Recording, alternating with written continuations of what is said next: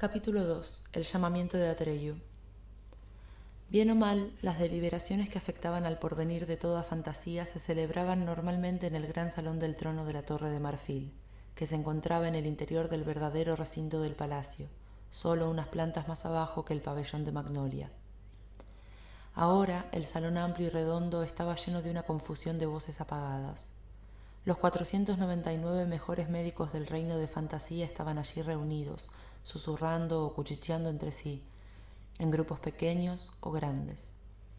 Cada uno de ellos había visitado a la emperatriz infantil, unos hacía tiempo, otros recientemente, y cada uno había intentado ayudarla con su ciencia, pero ninguno lo había logrado. Ninguno conocía su enfermedad ni las causas, ninguno sabía cómo curarla. Y el número 500, el más famoso de todos los médicos de fantasía, de quien se decía que no había hierba medicinal, hechizo ni secreto de la naturaleza que no conociera, llevaba ya horas con la enferma, y todos esperaban con impaciencia el resultado de su visita. Ahora bien, una reunión así no debe imaginarse naturalmente como un congreso de médicos humanos. Desde luego, en fantasía había muchos seres que en su aspecto exterior eran más o menos parecidos a los hombres, pero había por lo menos otros tantos que parecían animales o criaturas de especies totalmente distintas. Si variada era la multitud de mensajeros que bullía afuera, igualmente diversa era la concurrencia del salón. Había médicos enanos con barba blanca y joroba, médicas hadas con túnicas relucientes de un azul plateado y estrellas centelleantes en el cabello. Había genios acuáticos de vientres abultados y membranas natatorias en pies y manos. Para ello se habían instalado expresamente baños de asiento. Pero había también serpientes blancas, enroscadas en la gran mesa del centro del salón, elfos abeja y hasta brujas, vampiros y espectros que en general no eran considerados especialmente bienhechores o salutíferos. Para comprender la presencia de estos últimos, es absolutamente necesario saber una cosa.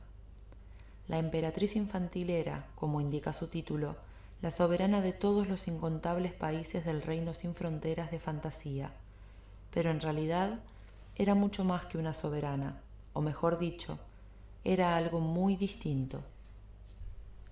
No gobernaba, nunca había utilizado la fuerza ni hecho uso de su poder, no mandaba nada ni daba órdenes a nadie, nunca atacaba ni tenía que defenderse de ningún atacante, porque a nadie se le hubiera ocurrido levantarse contra ella ni hacerle daño. Para ella todos eran iguales. Solo estaba allí, pero estaba allí de una forma especial. Era el centro de toda la vida de fantasía. Y todas las criaturas, buenas o malas, hermosas o feas, divertidas o serias, necias o sabias, todas estaban allí solo porque ella existía. Sin ella no podía subsistir nada, lo mismo que no puede subsistir un cuerpo humano sin corazón. Nadie podía comprender del todo su secreto, pero todos sabían que era así, y por eso la respetaban por igual todas las criaturas de aquel reino, y todos se preocupaban igualmente por su vida, porque su muerte hubiera sido también el fin de todos, el hundimiento del inmenso reino de fantasía. Los pensamientos de Bastian vagaban. En su recuerdo, vio de pronto otra vez el largo pasillo de la clínica en que habían operado a mamá. Él se había quedado sentado esperando muchas horas con su padre delante de la sala de operaciones. Cuando su padre había preguntado luego cómo estaba mamá, había recibido solo respuestas evasivas. Nadie parecía saber exactamente cómo estaba. Por fin había venido un hombre calvo de bata blanca que parecía cansado y triste. Les había dicho que todos los esfuerzos habían sido inútiles y que lo sentía mucho. Les había dado a los dos la mano y había murmurado: mi sentido pésame. Después todo había cambiado entre su padre y Bastian. No exteriormente. Bastian tenía todo lo que podía desear. Tenía una bicicleta de 3 marchas, un tren eléctrico, muchas tabletas de vitaminas, 53 libros, un hámster, un acuario con peces tropicales, una máquina de fotos pequeña, 6 navajas y todo lo imaginable. Pero en el fondo, todo eso no le importaba nada. Bastian recordaba que su padre, antes, había jugado de buena gana con él. A veces hasta le había contado o leído historias, pero aquello había terminado. Ya no podía hablar con su padre. Alrededor de éste había como una pared invisible que nadie podía atravesar. A Bastian nunca lo reñía ni lo elogiaba. Tampoco dijo nada cuando lo suspendieron. Solo lo miró de aquella forma ausente y preocupada, y Bastian tuvo la sensación de no estar allí. Esa sensación era la que casi siempre tenía con su padre.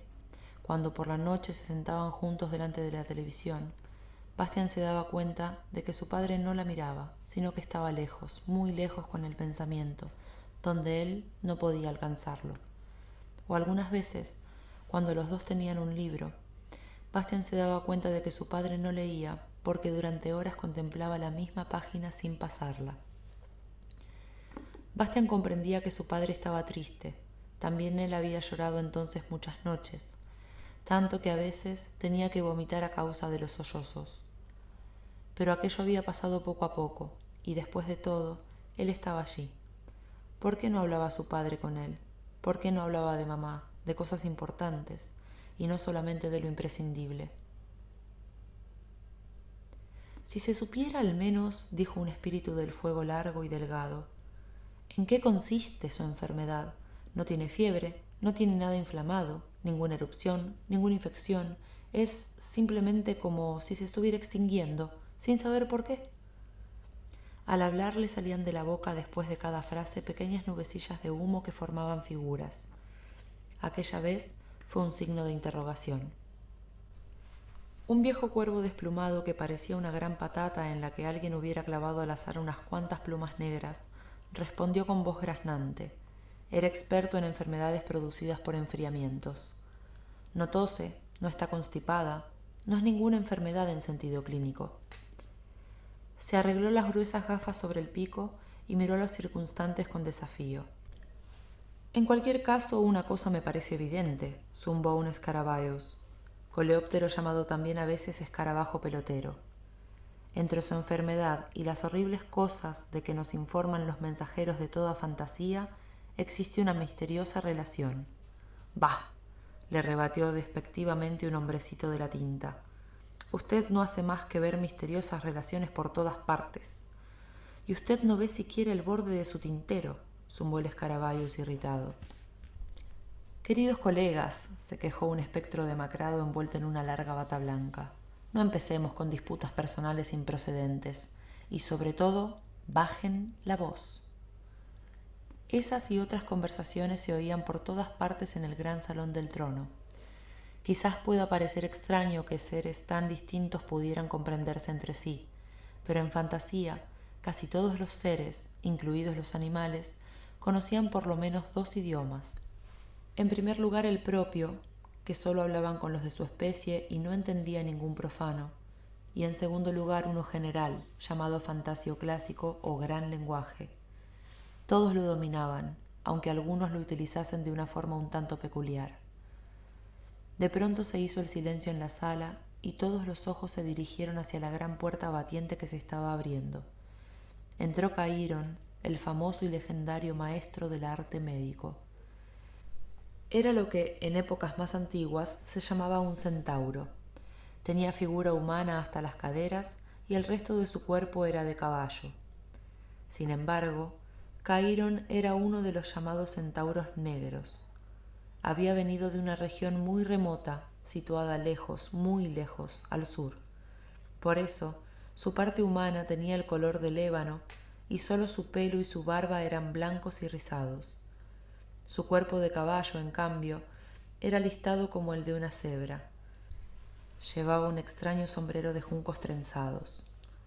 En torno a su cuello colgaba de una cadena un gran amuleto de oro, en el que podían verse dos serpientes, una clara y otra oscura, que se mordían mutuamente la cola, formando un óvalo. Bastian se interrumpió sorprendido. Cerró el libro, no sin poner provisoriamente un dedo entre las páginas, y miró otra vez con más atención la cubierta.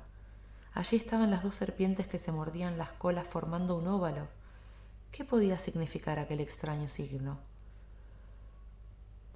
Todo el mundo sabía en fantasía lo que significaba aquel medallón. Era el signo que llevaba quien estaba al servicio de la emperatriz infantil y podía actuar en su nombre como si ella estuviera presente. Quería decir que su portador tenía poderes secretos, aunque nadie supiera exactamente cuáles. Su nombre lo conocían todos, Aurin. Sin embargo, muchos no se atrevían a pronunciar ese nombre y lo llamaban la alhaja, o también el pentáculo, o simplemente el esplendor. Así pues, el libro llevaba el signo de la emperatriz infantil. Un murmullo recorrió la sala y se oyeron algunas exclamaciones de asombro. Hacía tiempo que no se confiaba a nadie la alhaja. Caíron golpeó en el suelo con los cascos unas cuantas veces, hasta que la agitación cesó, y entonces dijo con voz profunda: «Amigos, no os asombréis demasiado. Solo llevaré a Aurin por corto tiempo. Soy únicamente su portador. Pronto entregaré el esplendor a alguien más digno que yo». Un silencio en el que nadie respiraba se había extendido por la sala. «No intentaré suavizar nuestra derrota con bellas palabras», siguió diciendo Caíron. «Todos estamos perplejos ante la enfermedad de la emperatriz. Solo sabemos que la destrucción de Fantasía ha venido al mismo tiempo que esa enfermedad. No sabemos más, ni siquiera si el arte médico puede salvarla. Pero es posible, y confío en no ofender a nadie si hablo francamente, es posible que nosotros, los que estamos aquí reunidos, no reunamos todos los conocimientos ni toda la sabiduría. Incluso tengo la última y única esperanza de que en alguna parte de este reino sin fronteras de fantasía exista un ser más sabio que nosotros, capaz de prestarnos consejo y ayuda. Pero eso es más que incierto. Donde quiera que pueda estar la posibilidad de salvación, una cosa es segura: su búsqueda requiere un explorador capaz de encontrar su camino en lo intransitable y de no retroceder ante ningún peligro ni ningún esfuerzo. En una palabra, un héroe.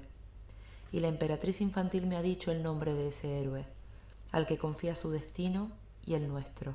Se llama Atreyu y vive en el mar de hierba, detrás de los montes de plata. Yo le entregaré el Aurin y lo enviaré a la gran búsqueda, y ahora ya lo sabéis todo». Dicho esto, el viejo centauro salió ruidosamente de la sala. Los que se quedaron se miraron unos a otros confusos. «¿Cómo se llamaba ese héroe?», preguntó uno. «Atreyu o algo parecido», dijo otro. «No lo he oído en mi vida», exclamó un tercero. Y los 499 médicos movieron preocupados la cabeza. El reloj de la torre dio las 10. Bastian se asombró de lo deprisa que había pasado el tiempo. Durante las clases, cada hora le parecía normalmente una eternidad. Abajo en el aula tenían ahora historia con el señor Drowen, un hombre delgado, casi siempre de mal humor, a quien le gustaba especialmente poner en ridículo a Bastian delante de todos porque no podía recordar las fechas de las batallas, los nacimientos ni los reinados de nadie. El mar de hierba, situado tras los montes de plata, estaba a muchísimos días de camino de la Torre de Marfil. Se trataba de una pradera que realmente era tan ancha y tan grande y tan plana como el mar.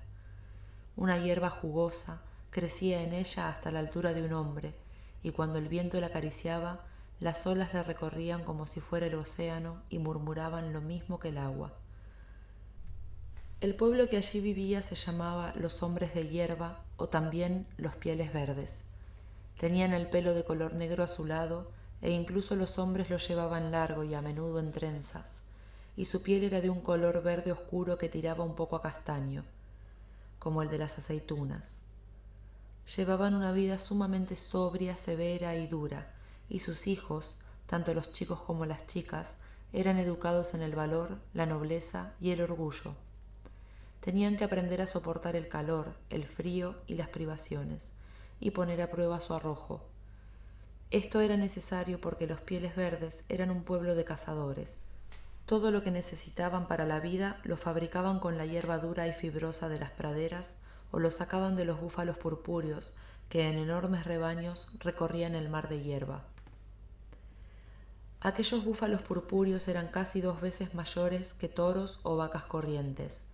Tenían una piel de pelo largo, brillo sedoso y color rojo púrpura, y unos cuernos formidables, de puntas duras y afiladas como puñales. En general eran pacíficos, pero cuando husmeaban un peligro o se sentían atacados, podían ser tan terribles como una fuerza de la naturaleza. Nadie se hubiera atrevido a cazar a aquellos animales, salvo los pieles verdes, que además lo hacían solo con arcos y flechas. Preferían la lucha caballeresca y por eso ocurría a menudo que no era el animal sino el cazador quien perdía la vida. Los pieles verdes querían y respetaban a los búfalos purpúreos y creían que únicamente tenían derecho a matarlos porque estaban dispuestos a ser matados por ellos. La noticia de la enfermedad de la emperatriz infantil y de la fatalidad que amenazaba a toda fantasía no había llegado aún a aquellas tierras. Hacía ya mucho tiempo que ningún viajero llegaba a los campamentos de los pieles verdes. La hierba crecía más jugosa que nunca, los días eran claros y las noches estrelladas, todo parecía ir bien. Pero un día apareció en el campamento un viejo centauro negro de pelo blanco. Su piel chorreaba sudor, parecía mortalmente exhausto y su rostro barbudo estaba consumido y demacrado. En la cabeza llevaba un extraño sombrero de juncos tejidos y al cuello una cadena de la que colgaba un gran amuleto. Era Cairón. Se quedó de pie en medio del espacio despejado que rodeaban las tiendas del campamento en círculos cada vez más anchos, allí donde los ancianos se reunían para el consejo o donde en los días de fiesta se bailaban bailes y se cantaban viejas canciones. Esperó y miró a su alrededor, pero a su alrededor solo se apretaban mujeres y hombres muy viejos y niños muy pequeños que lo miraban curiosos. Impaciente, golpeó el suelo con los cascos. ¿Dónde están los cazadores y cazadoras?, resopló quitándose el sombrero y secándose la frente. Una mujer de pelo blanco con un bebé en los brazos respondió: todos han ido de caza. No volverán hasta dentro de 3 o 4 días. ¿Está Atreyu con ellos?, preguntó el centauro. Sí, extranjero. ¿Pero de qué lo conoces? No lo conozco. Id a buscarlo. Extranjero, respondió un anciano con muletas. Difícilmente vendrá porque hoy es su casa. Comienza la puesta del sol. ¿Sabe lo que eso significa? Cairón sacudió sus crines y piafó. No lo sé y tampoco importa, porque tiene algo más importante que hacer. Ya conocéis el signo que llevo, por lo tanto, id a buscarlo. Vemos la alhaja, dijo una niña, y sabemos que te envía la emperatriz infantil. ¿Pero quién eres tú? Me llamo Cairón, refunfuñó el centauro. Cairón el médico, si es que eso os dice algo. Una anciana encorvada se adelantó y dijo: es verdad, lo conozco. Lo vi una vez cuando todavía era yo joven. Es el médico más importante y famoso de fantasía. El centauro hizo un gesto de saludo con la cabeza. Gracias, mujer, dijo. Y ahora, si alguno de vosotros fuera tan amable y trajese de una vez a Atreyu, es urgente. Está en juego la vida de la emperatriz infantil. Yo lo haré, gritó una niña que tendría unos 5 o 6 años. Corrió y pocos segundos más tarde se la pudo ver entre las tiendas, sobre un caballo sin silla que partía al galope. Vaya, por fin, refunfuñó Cairón, y perdió el conocimiento. Cuando volvió en sí no supo al principio dónde estaba, porque a su alrededor reinaba la oscuridad.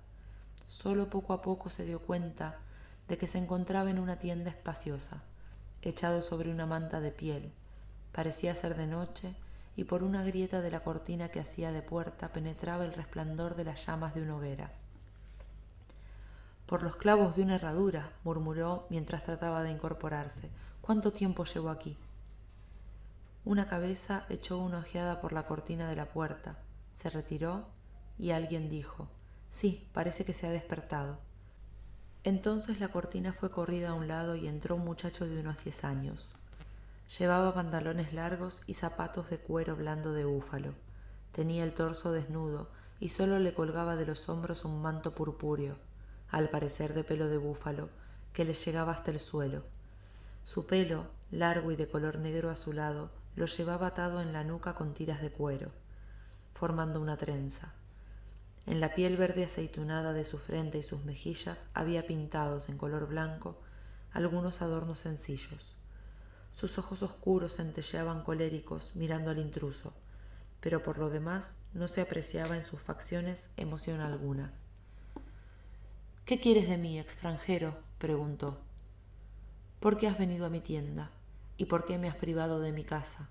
Si hubiera matado a hoy al gran búfalo, y mi flecha estaba ya en la cuerda cuando me llamaron, mañana sería un cazador. Ahora tendré que esperar un año entero. ¿Por qué?». El viejo centauro lo miró desconcertado.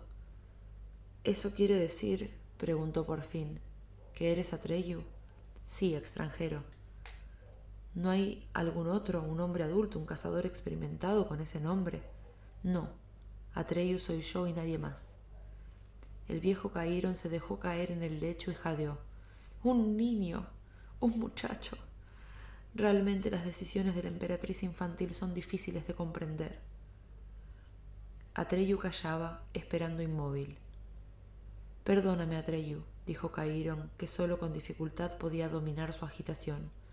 «No tenía la intención de ofenderte, pero sencillamente ha sido una sorpresa demasiado grande. A decir verdad, estoy desesperado. Me pregunto seriamente si la emperatriz infantil sabía de veras lo que hacía al elegir un niño como tú. Evidentemente es una locura. Y si lo hizo deliberadamente, entonces... Sacudió con violencia la cabeza y balbuceó. «No, no. Si yo hubiera sabido a quién me enviaba, me hubiera negado simplemente a transmitir su encargo. Me hubiera negado». «¿Qué encargo?», preguntó Atreyu. «Es una monstruosidad», exclamó Caíron, dejándose llevar por la cólera. Cumplir esa misión hubiera sido probablemente algo imposible para los héroes más grandes y aguerridos, pero para ti, ella te envía a lo desconocido, a buscar algo que nadie conoce. Nadie puede ayudarte, nadie puede darte consejos y nadie puede predecir lo que te aguarda. Y sin embargo, tienes que decidir enseguida, ahora mismo, sobre la marcha, si aceptas o no esa misión. No hay momento que perder. He galopado casi sin pausa 10 días con sus noches para encontrarte, pero ahora casi quisiera no haber venido. Soy muy viejo y estoy al cabo de mis fuerzas. Dame un trago de agua, por favor». Atreyu trajo un jarro de agua fresca de la fuente. El centauro bebió a grandes sorbos. Luego se enjugó la barba y dijo un poco más tranquilo: «Gracias, qué bien me hace. Ahora me siento mejor. Escucha, Atreyu, no necesitas aceptar ese encargo. La emperatriz infantil lo deja a tu elección, no te lo ordena. Yo se lo explicaré y ella encontrará a otro. No debía de saber que eras un muchacho. Se habrá confundido con otro. Esa es la única explicación». «¿En qué consiste la misión?», quiso saber Atreyu. «En encontrar el remedio para la emperatriz infantil», respondió el viejo centauro, «y salvar a Fantasía». «¿La emperatriz está enferma?», preguntó asombrado Atreyu. Caíron comenzó a contar lo que le pasaba a la emperatriz infantil y lo que había relatado los mensajeros de toda Fantasía. Atreyu siguió haciendo preguntas y el centauro las contestó lo mejor que pudo. Fue una larga conversación nocturna, y cuanto mejor comprendía Atreyu todo el alcance de la fatalidad que había caído sobre Fantasía, tanto más claramente se dibujaba en su rostro, al principio tan reservado, la más franca consternación. «Y yo», murmuró finalmente con labios pálidos, «que no sabía nada de todo esto». Caíron miró al muchacho por debajo de sus espesas y blancas cejas de una forma seria y preocupada. «Ahora ya sabes cómo están las cosas y quizás comprendas por qué perdí la serenidad al verte. Y sin embargo, la emperatriz infantil pronunció tu nombre. Ve y busca a Atreyu», dijo. «Pongo en él toda mi confianza», dijo. «Pregúntale si quiere emprender la gran búsqueda, por mí y por Fantasía», dijo. «No sé por qué te eligió a ti. Quizás solo un muchacho como tú pueda realizar esta tarea imposible. No lo sé y no puedo aconsejarte». Atreyu se quedó sentado con la cabeza baja y en silencio. Comprendía que se le presentaba una prueba que era muchísimo más importante que su caza. Hasta para los mayores cazadores y los mejores exploradores hubiera sido difícil de superar. pero para él resultaba excesiva. «¿Qué?», le preguntó en voz baja el centauro. «¿Quieres hacerlo?». Atreyu levantó la cabeza y lo miró de frente. «Quiero», dijo con firmeza. Cairon asintió despacio, y luego se quitó del cuello la cadena con el amuleto de oro y se lo puso a Atreyu. «Que Aurin te dé el gran poder», dijo solemnemente, «pero no lo utilices, porque tampoco la emperatriz infantil usa nunca de su propio poder. Aurin te protegerá y guiará, pero tú no deberás intervenir, porque tu propia opinión no cuenta a partir de ahora. Por eso debes ir sin armas. Debes dejar que ocurra lo que tenga que ocurrir. Todo debe ser igual para ti, mal y bien, belleza y fealdad, necedad y sabiduría, lo mismo que es igual para la emperatriz infantil. Solo debes buscar y preguntar, pero nunca juzgar por ti mismo. No lo olvides jamás, Atreyu». «Aurin», repitió Atreyu con respeto, «me haré digno de llevar la alhaja. ¿Cuándo debo partir?». «Ahora mismo», respondió Caïron. «Nadie sabe cuánto durará tu gran búsqueda. Es posible que cada hora importe. Despídete de tus padres y hermanos». «No tengo», replicó Atreyu. «Mis padres fueron muertos por un búfalo, poco después de venir yo al mundo». «¿Y quién te crió?». «Todas las mujeres y todos los hombres juntos. Por eso me llamaron Atreyu, que quiere decir, en palabras del gran lenguaje, hijo de todos». Nadie podía comprender mejor que Bastian lo que eso significaba, aunque su padre viviera aún, y aunque Atreyu no tuviera padre ni madre. Sin embargo, Atreyu había sido educado por todos los hombres y mujeres juntos y era el hijo de todos, mientras que él, Bastian, en el fondo no tenía a nadie, era un hijo de nadie. A pesar de todo, Bastian se alegraba de que, de esa forma, tuviera algo en común con Atreyu, que por lo demás no se parecía en nada a él, por desgracia, ni en su arrojo y decisión, ni en su aspecto físico. Y sin embargo también él, Bastian, había emprendido una gran búsqueda que no sabía a dónde lo conduciría ni cómo terminaría. «Entonces», dijo el viejo centauro, «es mejor que te vayas sin despedirte. Yo me quedaré y lo explicaré todo». El rostro de Atreyu se volvió aún más tenso y duro. «¿Por dónde de empezar?». «Por todas partes, y por ninguna», respondió Caïron. «A partir de ahora estás solo, y nadie puede aconsejarte. Y así será hasta el fin de la gran búsqueda, acabe como acabe». Atreyu asintió. «Adiós, Caïron». «Adiós, Atreyu, y mucha suerte». El muchacho se volvió e iba a salir ya de la tienda cuando el centauro lo llamó otra vez. Mientras estaban frente a frente, el viejo le puso ambas manos sobre los hombros, lo miró con una sonrisa respetuosa en los ojos y dijo despacio: «Creo que empiezo a comprender por qué te eligió la emperatriz infantil, Atreyu». El muchacho bajó un poco la cabeza y luego salió con rapidez. Fuera, delante de la tienda, estaba Artax, su caballo. Era moteado y pequeño como un caballo salvaje. Tenía las patas fuertes y cortas, y sin embargo era el corcel más rápido y resistente a la redonda. Todavía llevaba silla y bridas, tal como lo había traído Atreyu de la casa. «Artax», le susurró dándole palmadas, «tenemos que marcharnos. Tenemos que irnos lejos, muy lejos, y nadie sabe si volveremos». El caballito movió la cabeza y resopló suavemente. «Está bien, señor», respondió. «¿Y qué pasará con tu casa?». «Vamos a una casa mucho más importante», contestó Atreyu subiendo a la silla. «Un momento, señor», respondió el caballito. «Te has olvidado las armas. ¿Vas a salir sin arco y sin flechas?». «Sí, Artax», respondió Atreyu, «porque llevo el esplendor y debo ir sin armas». «Ah», exclamó el caballito, «¿y a dónde vamos?». «A donde tú quieras, Artax», contestó Atreyu. «A partir de ahora estamos en la gran búsqueda». Con estas palabras salieron al galope y la oscuridad de la noche se los tragó.